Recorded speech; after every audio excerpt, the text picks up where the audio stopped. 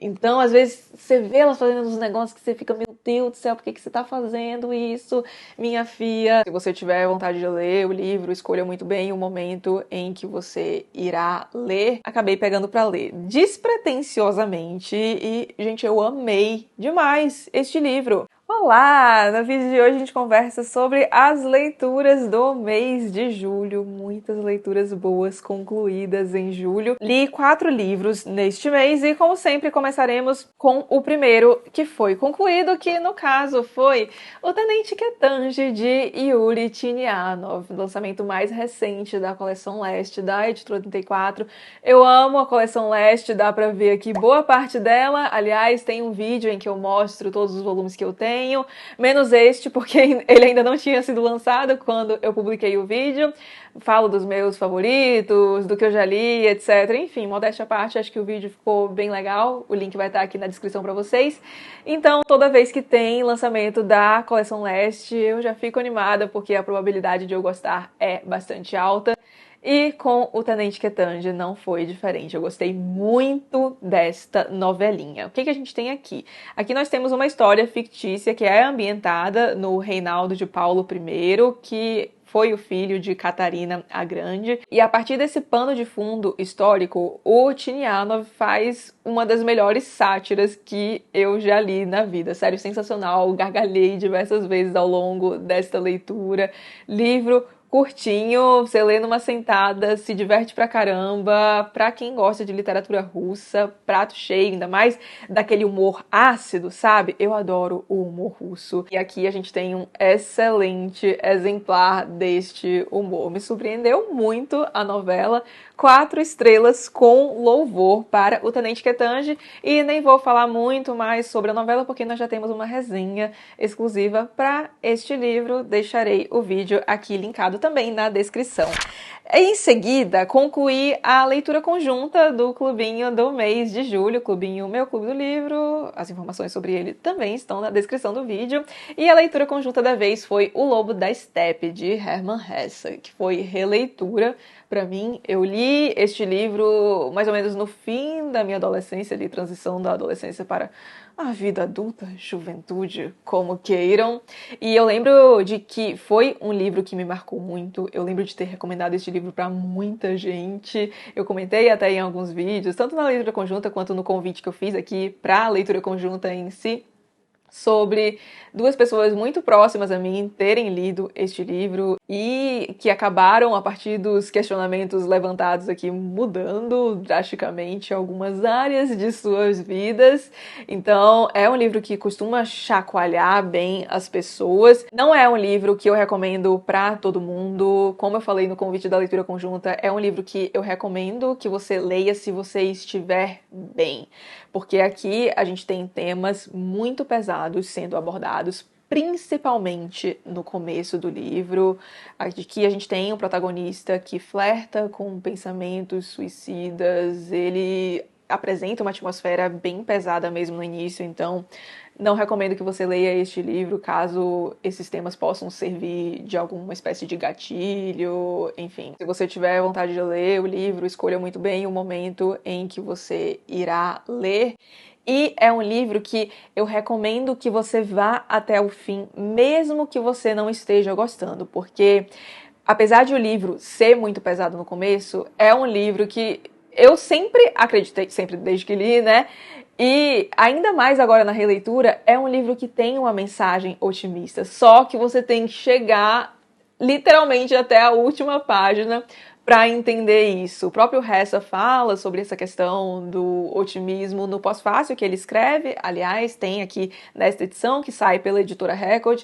Então, já fica essas dicas aí. Aliás, neste domingo vai sair um vídeo com o que eu acho que você precisa saber antes de ler O Lobo da Estepe, porque eu acho que tem uma impressão muito errada deste livro rolando por aí, algumas confusões que são feitas e uns certos estigmas em relação ao livro que eu acho que mais atrapalha a sua experiência do que ajuda.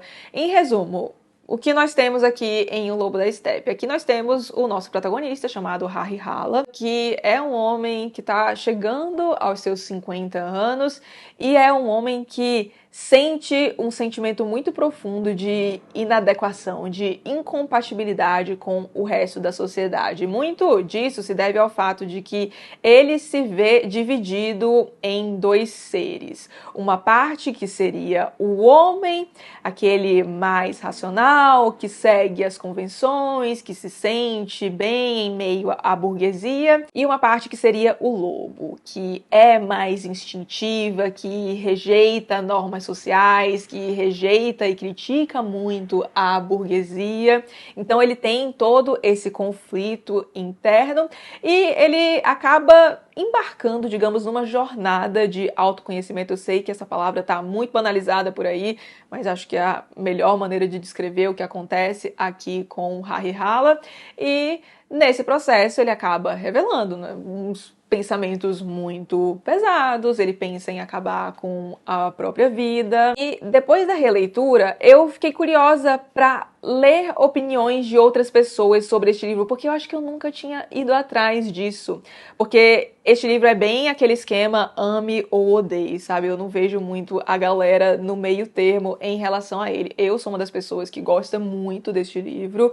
Não, confesso que com a releitura eu passei a gostar menos dele do que eu gostava antes. Antes, meu Deus, foi um dos livros que transformou a minha vida. Hoje não teve mais esse impacto, mas reforçou muitas das crenças que eu tenho, me fez questionar sobre algumas outras coisas, enfim, ainda assim uma leitura muito válida. Dei 4,25 estrelas pra ele, aliás, o pessoal das Estrelas Quebradas piram. Mas como eu ia dizendo, eu fui ver a opinião da galera e eu vi que muita gente que critica este livro critica a segunda parte dele, que é a parte mais viajada do livro, digamos. Basicamente, o Hessa faz alusão aqui ao uso de drogas, então o Harry-Halla nitidamente consome alguma substância alucinógena e a partir disso ele tem, então, alucinações e a gente vai vendo tudo isso aqui.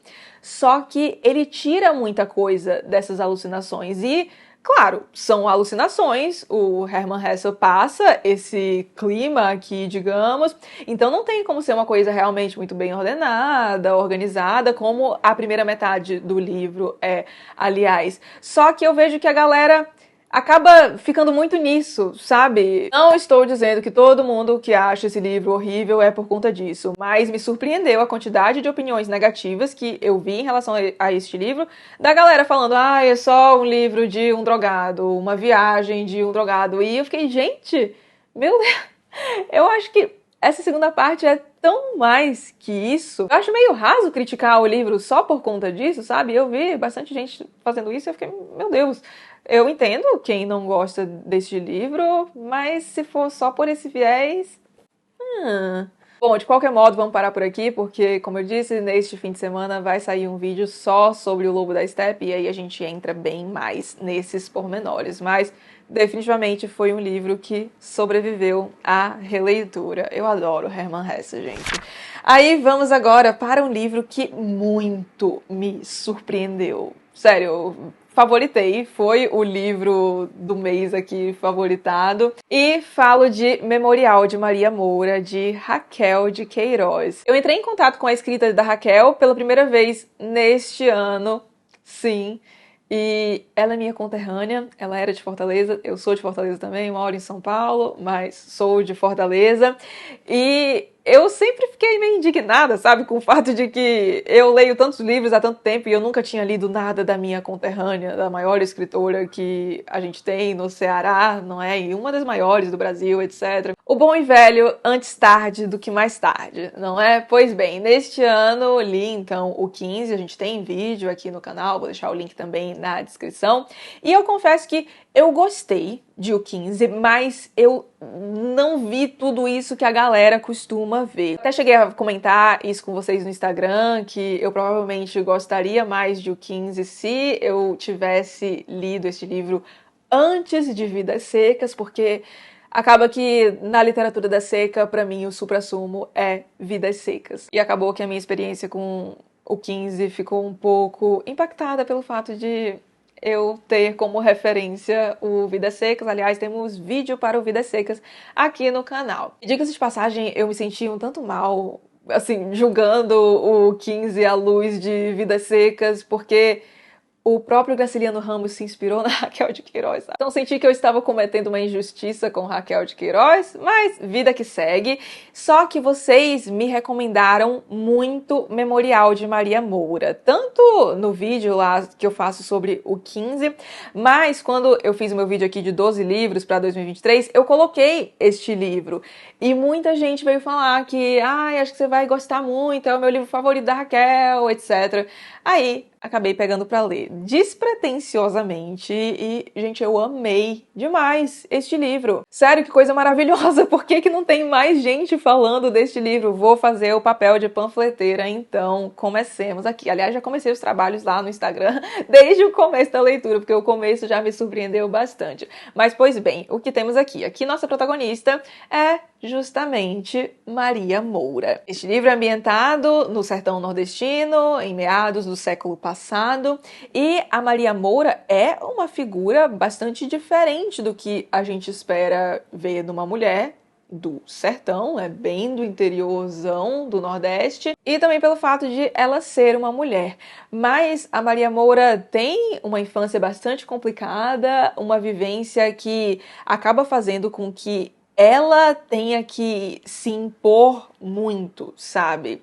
Então ela não era muito a sinhazinha, sabe? Que todo mundo fazia coisas pra ela, uma menina frágil, não. Sempre tenta entender as coisas, ela é muito ligeira. A vida exigiu com que ela fosse dessa maneira, mas ela tem também essa natureza, assim, de uma personalidade mais forte. E ela sabe muitas vezes usar o fato de ela ser mulher para conseguir as coisas que ela quer. É uma mulher muito esperta. E a gente acompanha justamente o desenvolvimento dessa personagem. Quando a gente a encontra pela primeira vez, ela é bem jovenzinha, mas já tá passando por um perrengue, inclusive faz uma confissão tanto inusitada a um padre, que é um personagem bastante importante do livro, o famoso Beato Romano, que é, aliás, o personagem que começa narrando o livro. A gente vê a narrativa através do olhar de diversos personagens. Eu não sabia disso sobre esse livro, na verdade eu não sabia muita coisa sobre ele, e foi uma gratíssima surpresa. A Raquel de Queiroz aborda temas aqui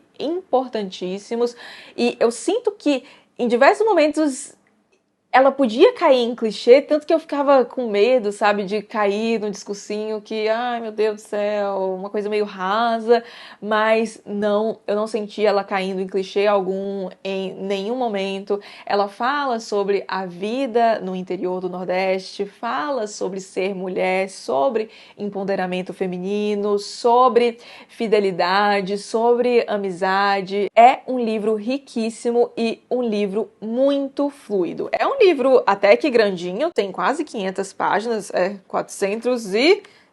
Quase 500 páginas não, tem exatamente 503 páginas, mas eu li assim, e fica a dica, tá no Kindle Unlimited. Então, se você quiser assinar o Kindle Unlimited só por conta de Memorial de Maria Moura, juro, já vai valer a pena. Vou deixar o link, inclusive, para o e-book, pro Kindle Unlimited, aqui também na descrição do vídeo, mas maravilhoso. Estão preparados, galera da Estrela Quebrada? 4.75 estrelas para o Memorial de Maria Moura e coraçãozinho porque foi favoritado.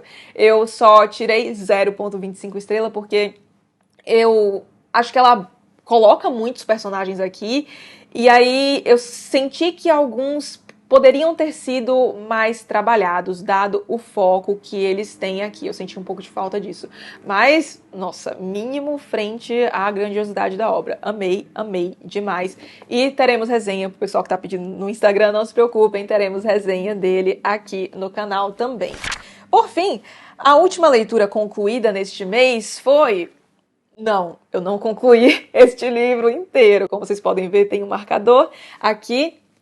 E eu concluí, na verdade, a parte mais curtinha deste livro enorme, que é Christine Lavransdatter, da Sigrid Undset. Não sei se pronuncia o nome dela assim, ela era dinamarquesa, e ela foi uma das primeiras mulheres a ganhar o Nobel de Literatura. E eu acho um escândalo a gente não ter uma edição decente dessa obra aqui, porque eu amei este livro. amei, amei mesmo. Eu só não queria favoritar aqui porque eu considero a obra inteira, então vamos ver se eu favorito a obra inteira, mas se dependesse só do primeiro volume seria favoritado porque eu amei a narrativa. Bom, bora falar sobre o livro que temos aqui. Nossa protagonista é a que dá nome ao livro, Christine Lavransdatter. A primeira parte do livro, esse livro, aliás, é dividido em 3 volumes. Então, a gente tem o primeiro volume, que é intitulado The Reef, que seria a Grinalda, que foi o volume que eu concluí. Temos o segundo volume, que é o The Wife, a esposa, e o terceiro, The Cross, a cruz. Pois bem, então vamos falar sobre o primeiro volume, que é o que eu li. Neste volume, a Christine é bem pequenininha, ainda é criança, só que a gente acompanha o desenvolvimento dela. É uma espécie de romance de formação, sabe? Então a gente acompanha, neste primeiro volume, ela desde a infância até o início da juventude. O livro é ambientado no comecinho do século XIV, na Noruega, e a Sigrid faz um panorama aqui impressionante sobre a sociedade daquela época. Sério, a ambientação é maravilhosa. Você sente como se tivesse deslocado no tempo mesmo. Por conta de algumas coisas que ela apresenta aqui, eu fui pesquisar um pouco sobre a Noruega naquela época, costumes, etc. E eu fiquei impressionada com a ambientação que a gente tem aqui. Aliás, nesta edição, que é lindíssima, diga-se de passagem, eu amo esta edição, a gente tem uma introdução que, sério, eu fiquei embasbacada lendo aquilo, porque, meu Deus do céu, eu preciso ler este livro agora. Tanto que eu nem pretendia começar a ler o livro, só que um dia eu tava presa no engarrafamento em São Paulo, tinha acabado de ler o livro que eu tava lendo no Kindle, aí eu lembrei de que tinha uma introdução aqui, eu falei, ai, vamos ler só a introdução, porque eu comprei o e-book deste livro numa promoção maluca, gente, R$16, o e-book deste livro. Ai, foi maravilhoso, eu divulguei, um monte de gente comprou também, mas, pois bem, li a introdução, falei, meu Deus, eu vou ter que começar a ler este livro. Aí me lasquei, né? Porque olha o tamanho do bicho. Mas tudo certo, porque tá maravilhoso. Então, essa ambientação que ela faz, discute alguns temas que eram importantes à época. A gente tem personagens secundários aqui que recebem bastante foco e que representam grupos específicos também importantes à época. Aliás, eu amei os personagens secundários deste livro. Em especial, um amigo da Christine e um religioso. E a Christine em si, como personagem, é ótima, mas você passa uma raivinha. Porque, gente, Christine é bem aquela pessoa que é guiada pelas paixões, sabe? Então, às vezes, você vê ela fazendo uns negócios que você fica, meu Deus do céu, por que você tá fazendo isso, minha filha? Mas a construção da personagem é maravilhosa e é um livro bastante à frente do seu tempo. Tem um teor aqui sexual, digamos, em alguns pontos que, nossa, eu não esperava ver num livro escrito por uma mulher antes da primeira metade do século passado. Achei muito moderno em diversos sentidos e maravilhoso. E, meu Deus do céu, nós precisamos de uma edição disso aqui urgentemente. Eu acho que nós já tivemos uma, mas é aquilo, esgotadíssima. Eu nem sei se era em português do Brasil mesmo, talvez fosse português de Portugal, mas para quem lê bem inglês, fica a dica dessa edição. A tradutora é a Tina Nunnally, que é uma tradutora muitíssimo renomada. Foi ela que traduziu, aliás, a trilogia de Copenhagen, da Tove Ditlevsen, que, meu Deus, um dos meus livros favoritos da vida, uma das minhas melhores leituras do ano retrasado. Temos vídeo aqui, infelizmente não temos tradução, mas se você lê em inglês, pelo amor de Deus, não deixe de conhecer Tove Ditlevsen e Sigrid Undset. Estou amando e já vou dar continuidade. Na verdade, já dei, eu tô no comecinho da segunda parte, que é The Wife. Pois bem, essas foram as leituras de julho. E vocês, qual foi o melhor livro que você leu em julho? Deixa aqui nos comentários se você leu algum desses livros também e concorda ou discorda com minhas opiniões. Fique mais do que à vontade para comentar com educação aqui nos comentários. E se você gostou do vídeo, não esqueça de deixar um like e de se inscrever aqui no canal, caso não seja inscrito ainda. Um grande beijo e até os próximos vídeos.